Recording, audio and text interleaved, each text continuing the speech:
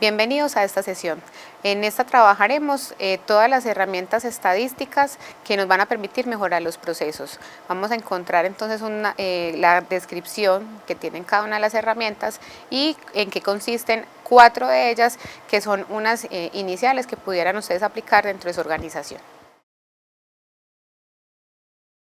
Cuando hablamos de las técnicas estadísticas de mejoramiento, vamos a encontrar que en general son diferentes técnicas que se utilizan para comprender una problemática y cómo se desempeña un proceso específico dentro de una organización.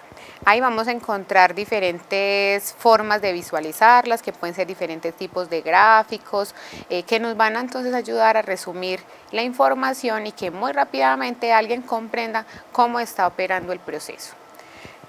Ahora, ¿por qué vamos a utilizar estas herramientas estadísticas? Lo primero que tenemos que comprender es que, como hemos visto en los otros materiales, en los elementos claves de los procesos, vamos a ver que los procesos tienen unos proveedores, unas entradas, unas actividades, salidas, resultados o impactos.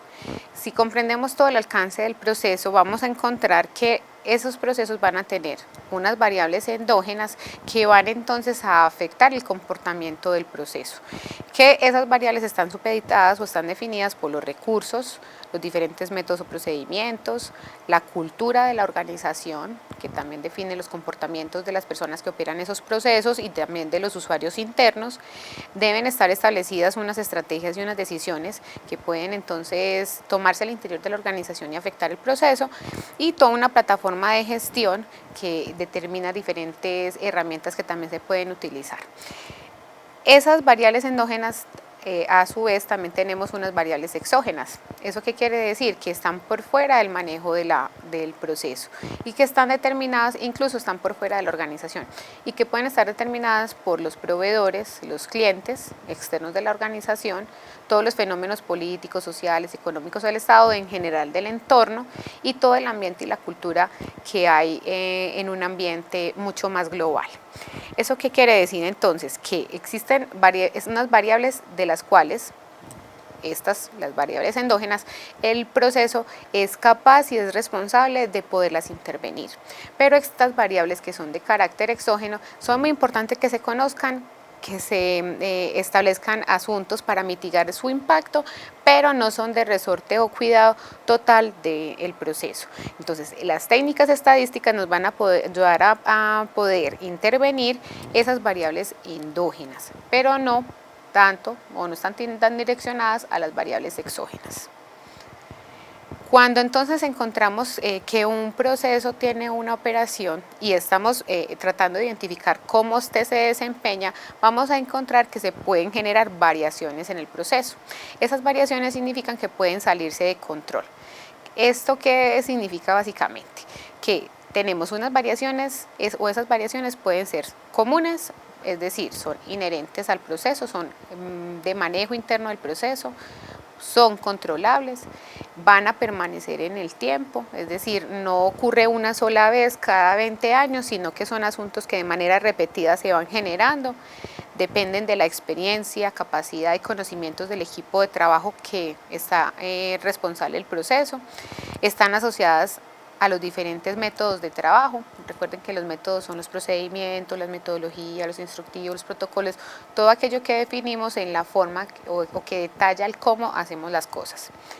Y también dependen de otras condiciones de los ambientes en que se desarrolla el proceso, pero que, vuelvo y digo, están más al interior de la organización. Existen otras variaciones en los procesos que son especiales. Entonces, son o externas o son generadas por elementos externos a la organización, o no son controlables, es decir, no hay forma de intervenirlas directamente. En ese caso, todo aquello que vamos a analizar está asociada a esas variables comunes y no tanto a las variaciones especiales. Y esto en general, si bien ambas afectan el proceso, la capacidad que tiene este tipo de herramientas es de atender estas variables comunes. Las variaciones vamos a ver que pueden generar diferentes resultados o diferentes conceptos.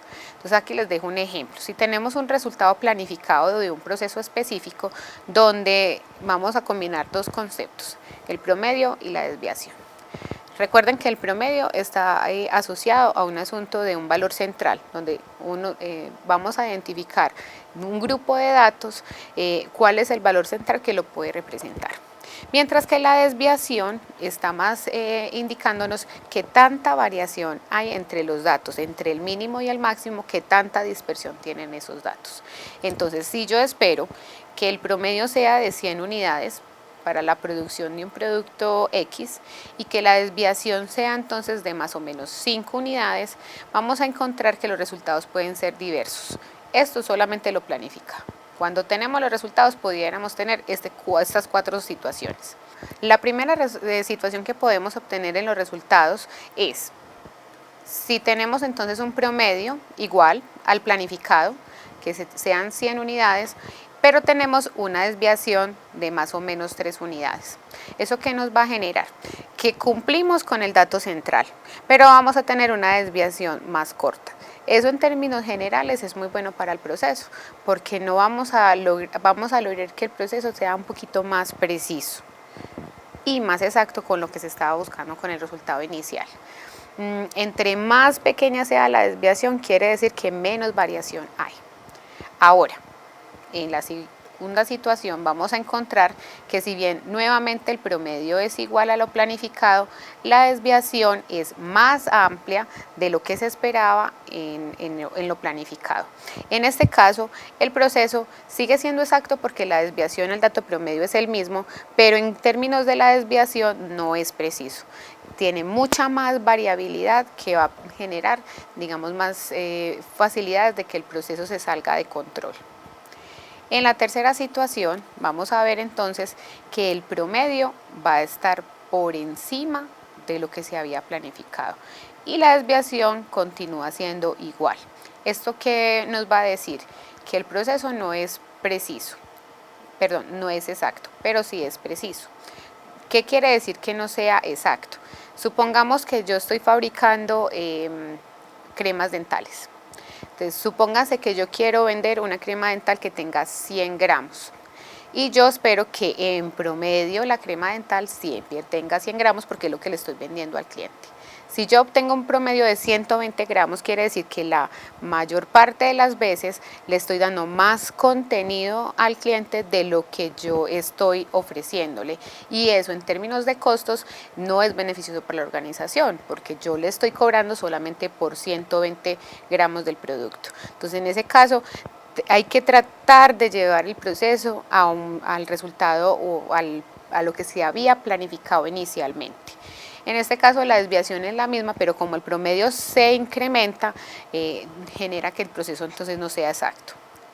Ahora, en la cuarta situación, vemos que al contrario del caso 3, tenemos un promedio por debajo de lo planificado y una desviación más alta de la planificada. Entonces, en este caso, ni es exacto ni es preciso.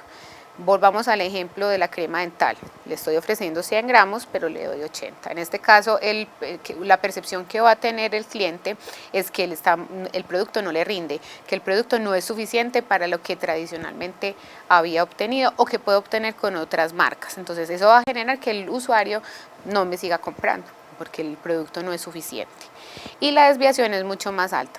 Entonces, supongamos que en un caso mínimo la desviación nos va a dar 80 menos 13 son 67 gramos. Quiere decir, le estoy prometiendo al usuario 100 gramos, pero puedo llegar a dar solo 67 gramos. Todavía un caso más extremo de lo que nos pudiera suceder porque claramente tenemos una reducción de casi el 30% del producto. Entonces hay que tener mucho cuidado y eso sería un síntoma inmediato de alerta de gran variación y que el proceso se nos salió de control. Entonces, como vemos con estos 4 ejemplos, estos elementos estadísticos nos van a permitir generarnos como unos tableros de control que nos van a generar esas alertas importantes en el proceso. Vamos a ver unos ejemplos de algunas herramientas o técnicas estadísticas. La primera son los histogramos de frecuencia, que básicamente son gráficos que representan la distribución de una variable en el tiempo.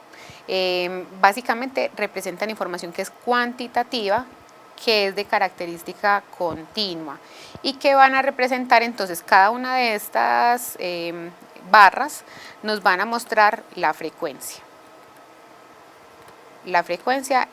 con la que se da la variable en el tiempo. Este tipo de gráficas o de histogramas lo que buscan es que sean similares a una distribución normal. Y esa distribución normal o de campana, como su nombre lo dice, busca que sea muy centrada. Entre esta gráfica se mueva tanto para un lado como para el otro, va a mostrar que el proceso se está saliendo de control o hay algunos factores que están incidiendo para que la gráfica o el comportamiento del proceso no sea con un comportamiento normal, sino que hay algunos factores que le están influyendo. Entonces, gráficamente, con solo elaborar la gráfica, pudiéramos establecer que algo sucede. Como les digo, esta herramienta solo muestra que algo sucede, pero no dice exactamente qué es lo que pasa.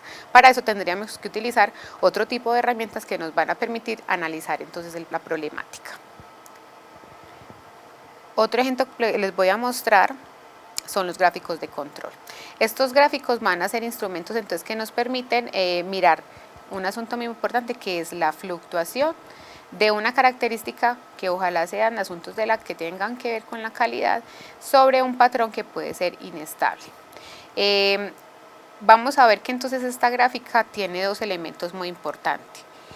Se establece un límite superior y un límite inferior donde vamos a determinar que el proceso debe estar siempre dentro de esos dos límites. En el caso de que el gráfico salga o sobresalga de estas líneas, va a indicar que inmediatamente algo ha cambiado dentro del proceso que lo generó una pérdida del control.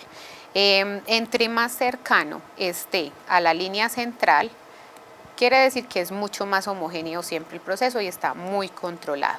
Eso indicaría que el proceso, o se ha tenido un asunto de mejoramiento continuo que ha permitido que siempre tenga ese comportamiento más preciso. Eso solamente se logra con mucha experiencia, con mucho tiempo, con muchos ejercicios de mejoramiento, pero es básicamente el objetivo de esta herramienta, conllevar a que el proceso podamos tenerlo en ese punto exacto. La tercera herramienta que les voy a mostrar es el diagrama de Pareto. Esta también es un diagrama parecido al histograma, también tiene unas barras, pero básicamente lo que busca es comparar de manera cualitativa algunos elementos o factores que tienen o cuál es su contribución a determinado efecto.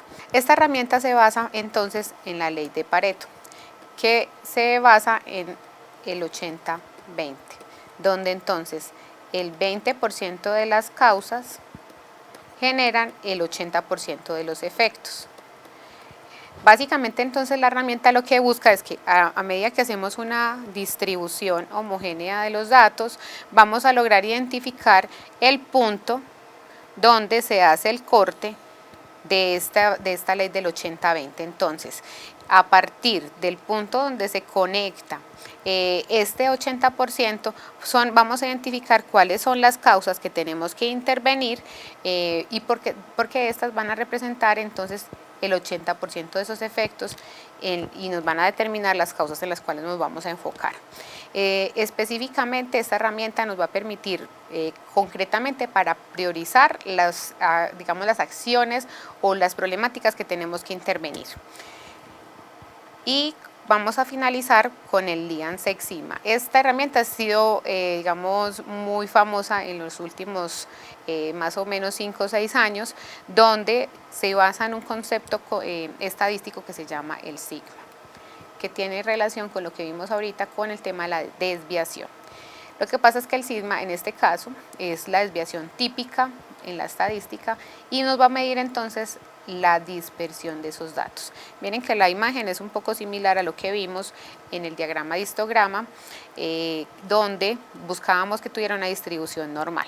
Este tema del Lean Sigma tiene una filosofía similar, donde entonces tenemos un promedio, en este caso, y aquí vamos a mirar que se miden la desviación. Esa desviación, básicamente la filosofía que tiene la herramienta es que con base en el sigma y en esa desviación podamos lograr una eficiencia del 99%. Es un poco compleja porque tenemos que tener mucha claridad sobre el impacto de lo que significa entonces tener 3 desviaciones, una desviación o 6 desviaciones típicas, que es lo que nos va a conllevar entonces poder determinar que esa eficiencia sea el 99.9%. Detrás de todo esto también hay muchos cálculos estadísticos, controles, pero también es una metodología que requiere diversos pasos para poderla implementar. Es una de las herramientas que hoy encontramos que son un poco más complejas, es una filosofía incluso de trabajo y es muy aplicada especialmente en empresas productivas. En empresas de servicios he visto implementaciones, pero se tienen una marcada implementación en empresas del sector productivo en su mayoría. Bueno, con esto entonces finalizamos los ejemplos que podemos tener de lo que son entonces las técnicas estadísticas. Les di 4 ejemplos que pueden, para los 3 primeros los van a ver un poco más detallados en el documento que les invito para que la lean.